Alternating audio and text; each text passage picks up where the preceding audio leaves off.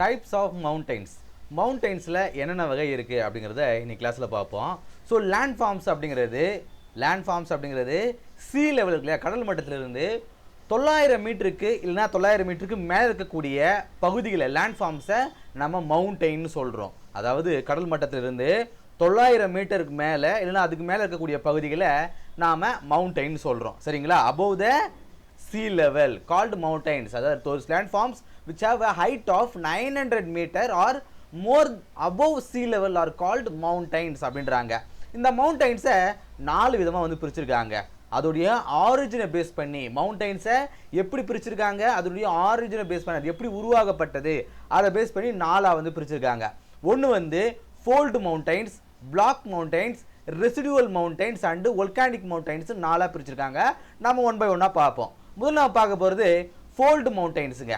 மடிப்பு மலைகள் அப்படின்னு சொல்லுவாங்க. மடிப்பு மலைகள்லாம் பேரே உங்களுக்கு தெரியும், மடித்து வச்சுற மாதிரி இருக்கும். ஒரு துணி இருக்குது இல்லையா, அந்த துணியை நாம் மடிக்கும்போது எப்படிப்பட்ட ஒரு டெக்ஸ்சர் கொடுக்குமோ, எப்படிப்பட்ட ஒரு அந்த டிசைனை கொடுக்குமோ அந்த மாதிரி இந்த மலைகள் இருக்கிறதுனால இதுக்கு வந்து ஃபோல்டு மவுண்டைன்ஸ் சொல்கிறாங்க.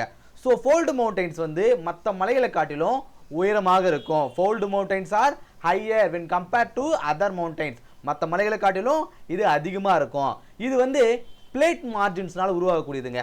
கான்டினென்டல் பிளேட்ஸ் இருக்கு இல்லையா, நம்ம யூரேஷியா ஆகட்டும் பேன்ஜெல்லாம் நம்ம பார்த்துருப்போம் இல்லையா, அந்த சமயத்தில் அந்த பிளேட்டுடைய கொலிஷன்னால கன்வர்ஜென்ஸ்னால உருவாக்கப்பட்டது. Due to the collision of plate margins. So ரெண்டும் வந்து மோதுவதனால உருவாக்கப்பட்டது தான் இந்த ஃபோல்டு மவுண்டைன்ஸ் சொல்கிறாங்க.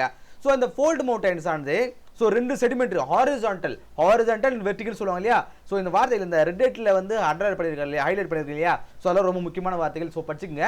thickly bedded sedimentary layer is subject to horizontal compressional forces. ரெண்டுமே ஹாரிசான்டல், வெர்டிகல் கிடையாது. ஹாரிசான்டலாக வந்து கம்ப்ரெஷன் ஆகும்பொழுது ஸோ அப்ஃபோல்டு அண்டு டவுன்ஃபோல்டு உருவாகும்.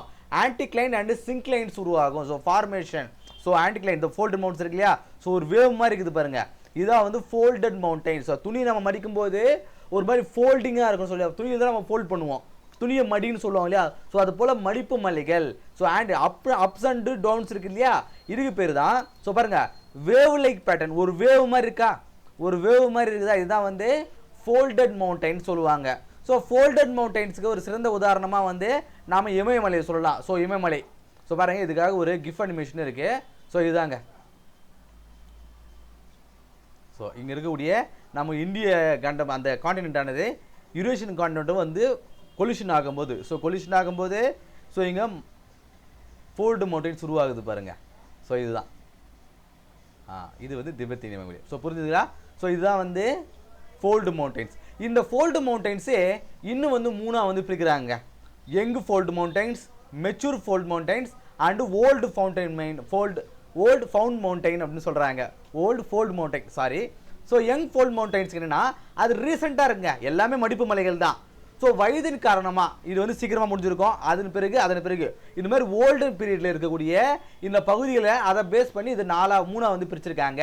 யங் ஃபோல்டு மவுண்டைன்ஸுக்கு நாம் எதெல்லாம் உதாரணமாக சொல்லலாம், இமயமலையை சொல்லலாம், இந்தியாவில் இருக்குது. ஆல்ப்ஸ் மலையை சொல்லலாம், ஐரோப்பியாவில் இருக்குது. அது ராக்கி மவுண்டன் சொல்லலாம், அமெரிக்காவில் இருக்குது.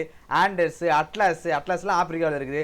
சதர்ன் ஆப்ஸ் இதெல்லாம் வந்து உலகம் முழுக்க இருக்கக்கூடிய யங் ஃபோல்டு மவுண்டைன்ஸ். ஸோ இதில் இந்த யங் ஃபோல்டு மவுண்டைன்ஸு அதில் தான் வந்து மவுண்ட் எவரெஸ்ட் இருக்குது. ஸோ முன்னாடியே பார்த்தது தான், மற்ற மலைகளை காட்டிலும் ஃபோல்டு மவுண்டைன்ஸ் ஆனது மிக உயரமாக இருக்கும். அதனால இந்த இடத்துல தான் வந்து எவரெஸ்ட் மலைகள் இருக்குது.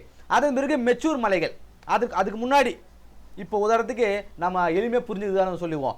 இது வந்து இது உருவாகி 100 வருஷம் ஆகிருக்குது அப்படின்னா, இது உருவாகி 100 வருஷம் ஆகிருக்குன்னா இது உருவாகி 150 வருஷம் ஆகியிருக்கும், இது உருவாகி 200 வருஷம் ஆகிருக்கும். ஸோ மெச்சூர் அதாவது இவன் சின்னவன், இவன் நடுவில் இருக்கிறவன், இவன் வந்து மூத்தவன், அந்த மாதிரி நம்ம பிரிச்சுக்கோங்க வச்சுங்களேன்.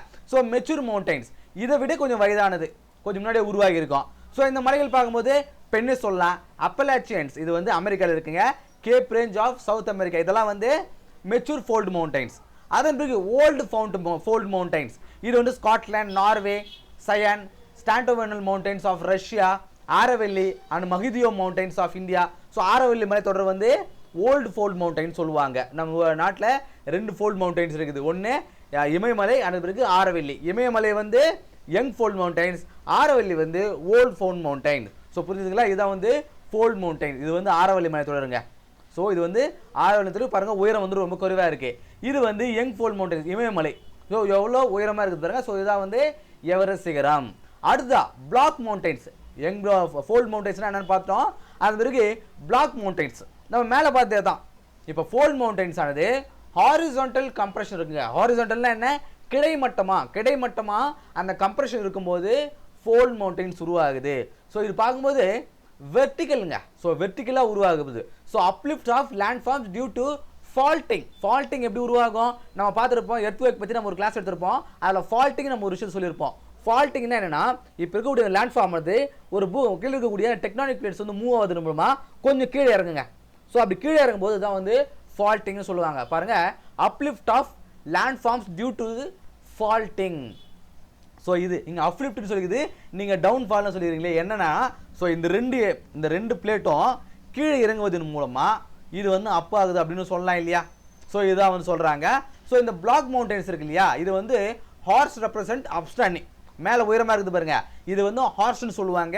கீழே இருக்கக்கூடிய பற்றியே கிரேபன் அப்படின்னு சொல்லுவாங்க. ஸோ இது வந்து ரிஃப்ட் வேலி உருவாக்கும். ரிஃப்ட் வேலினா என்ன, ஸோ கீழே இருக்கக்கூடிய இந்த பகுதி தான் வந்து ரிஃப்ட் வேலி.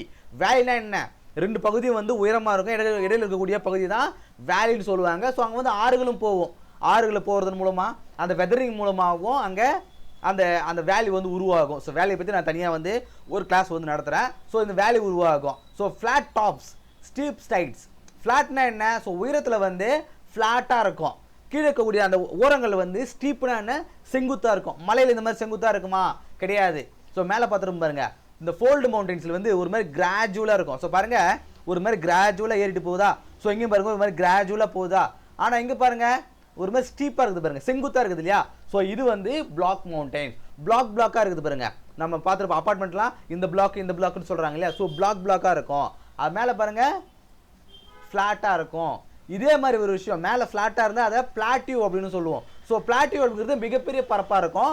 ஸோ சின்ன பரப்பாக இருக்கிறத நம்ம மவுண்டைன் அப்படின்னு சொல்கிறோம். ஸோ அது இப்போ நாம் பிளாக் மவுண்டைன்ஸ்னால் என்னென்னு பார்த்தோம். ஸோ இதுக்கான உதாரணங்கள் பார்க்கும்போது பிளாக் ஃபாரஸ்ட் இன் ஜெர்மனி, வோஸ்கஸ் இன் பிரான்ஸ், இதெல்லாம் வந்து நம்ம பிளாக் மவுண்டைன்ஸுக்கு உதாரணங்களாக சொல்லலாம். அடுத்தது ரெசிடுவல் மவுண்டைன்ஸ். ரெசிடுவல் மவுண்டைன்ஸ்னால் மேலே பார்த்தா தான் ஒரு வேலி உருவாகுது இல்லையா. ஸோ அதே மாதிரி தான் நம்ம சொல்லலாம். Due to the different weathering process of prolonged duration.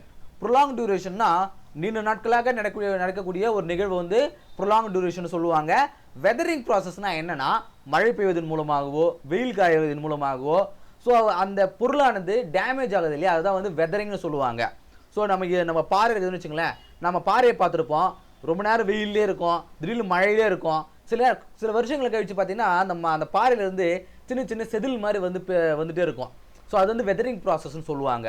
So இப்படி வெதரிங் ப்ராசஸ் மூலமாக ஒரு ஃப்ளாட்டாக இருக்கிற ஒரு டாப், இது பாருங்கள், ஃப்ளாட்டாக இருக்கிற ஒரு பகுதியானது திடீர்னு மழை பெய்யும் போது இங்கே இருக்கக்கூடிய தண்ணி வேகமாக போகும்போது நம்ம பார்த்துருவோம், மழை பெய்யும் போது சபதமாக இருக்கும், காவா போகும்போது ஒரு மாதிரி பள்ளமாக ஆகும். இந்த மாதிரி ப்ரொலாங் பீரியட் ஒன்றெல்லாம் ஆகாது, ஒரு வருஷம்லாம் ஆகாது, ப்ரொலாங் பீரியட் பல நூற்றாண்டுகள் கழித்து இந்த மாதிரி உருவாகக்கூடிய அதாவது நதி போவதன் மூலமாக உருவாகக்கூடிய மவுண்டைன்ஸை நாம் ரெசிடுவல் மவுண்டைன்ஸ் சொல்லுவாங்க. உதாரணத்துக்கு இதை ஆரவல்லி ரேஞ்சஸை சொல்லலாம், நீலகிரி மவுண்டைன் சொல்லலாம். ஏன் நீலகிரி மவுண்டைன்ஸ் அங்கே உருவாகுது, ஏங்கன்னா அங்கே தான் தென்மேற்கு பருவக்காற்று உருவாகுது, சவுத் வெஸ்ட் மான்சூன் அங்கே தானே உருவாகுது. ஸோ அதிகப்படியான மழைப்பொழிவின் காரணமாக அது நதியாது ஓடுவதன் மூலமாக அங்கே ரெசிடுவல் மவுண்டைன்ஸ் உருவாகுது. ஸோ இதுதான் வந்து ரெசிடுவல் மவுண்டைன்ஸ் எப்படி உருவாகுது, due to the different weathering process of prolong duration. அடுத்தது வோல்கானிக் மவுண்டைன்ஸ். நாலாவது நம்ம பார்க்க போகிறது வோல்கானிக் மவுண்டைன்ஸ். இதை பற்றி நாம் ஆல்ரெடி பார்த்துருக்கோம், அந்த எரிமலையின் மூலமாக எப்படி வந்து ஒரு மவுண்டைன்ஸ் உருவாகுது அப்படின்னு சொல்லிட்டு. ஸோ பாருங்கள், continuous deposition of lava over earth surface lead to formation of conical peaks. இப்போ உதாரணத்துக்கு இதான் வந்து சர்ஃபேஸுங்க, ஒரிஜினல் சர்ஃபேஸு. ஸோ இங்கே வந்து லாவா வந்து உருவாகுது, பூமியில் இருக்கக்கூடிய பகுதியிலிருந்து லாவா வந்து உருவாகுது. இப்படி வெளியே வர வர வர வர என்ன ஆகும், இப்படி வெளியே வந்து அந்த மேக்மா வந்து வெளியே வர வர வர ரெசிடியூ ஆகிட்டு இருக்குமா, இங்கே ரெசிடியூ ஆகுதா, இப்படி ரெசிடியூ ஆகி ஒரு மாதிரி கோனிக்கல் ஷேப்பில் இது உருவாகுமா, அதுதான் வந்து வோல்கானிக் மவுண்டைன் அப்படின்னு சொல்கிறாங்க. இப்போ உதாரணத்துக்கு நாம் பீச்சுங்களை போகும்போது நம்ம பார்த்துருப்போம், உள்ளே இருக்கக்கூடிய அந்த தண்ணி ஊற்று மாதிரி வரும், ஃப்ளாட்டாக இருக்கும், அலை வந்து போனது பிறகு உள்ளே இருக்கக்கூடியது தண்ணி உருவாக ஒரு மாதிரி அந்த பபுள்ஸ் வந்துகிட்டே இருக்கும், ஒரு சின்ன மவுண்டைன் மாதிரி உருவாகும். நீங்கள் பார்த்துருப்பேன், பீச்சில் போகிறவங்களுக்கே அதை புரிஞ்சிருப்பீங்க. ஸோ அந்த மாதிரி உருவாகக்கூடியது தான் வந்து வோல்கானிக் மவுண்டைன் சொல்கிறாங்க. சரிங்களா? இந்த கிளாஸில் நாம mountains different types of mountains என்னென்னு பார்த்தோம், ஃபோல்டு மவுண்டன்ஸ்னா என்ன பார்த்தோம், பிளாக் மவுண்டன்ஸ்னா என்ன பார்த்தோம், ரெசிடியூவல் மவுண்டன்ஸ்னா என்னென்னு பார்த்தோம், வோல்கானிக் மவுண்டன்ஸ்னா என்னென்னு பார்த்தோம். ஸோ அது குறித்து முக்கியமான தகவல்களை இந்த ரெட் லைட்டில் ரெட் கலரில் வந்து ஹைலைட் பண்ணிக்கிறதுலாம் வந்து எக்ஸாம்ஸுக்கு ரொம்ப முக்கியமானதுங்க. ஸோ இதை வந்து நமக்கு ட்விஸ்ட் பண்ணுற மாதிரி கேள்விகள் கேட்கலாம். ஸோ இந்த ஹரிசான்டல் கம்ப்ரஷன் என்னன்னு கேட்கலாம், ஆன்டிக்ளைன் அண்ட் சிங்க்ளைன்ஸ்னா என்னென்னு கேட்கலாம், வேவ் லெக் பேண்டர்னு அப்படின்னு கேட்கலாம். ஸோ மலைகள் கொடுத்து இது வந்து யங்ஃபோல்டு மவுண்டெயினா மெச்சூர் மவுண்டெயினா அப்படின்னு நமக்கு எக்ஸாம்ஸில் கேள்வியாக வரலாம். இந்த கிளாஸ் உங்களுக்கு யூஸ்ஃபுல்லாக இருந்திருக்கும் அப்படின்னு நம்புகிறேன். அடுத்த கிளாஸ் சந்திப்போம். நன்றி.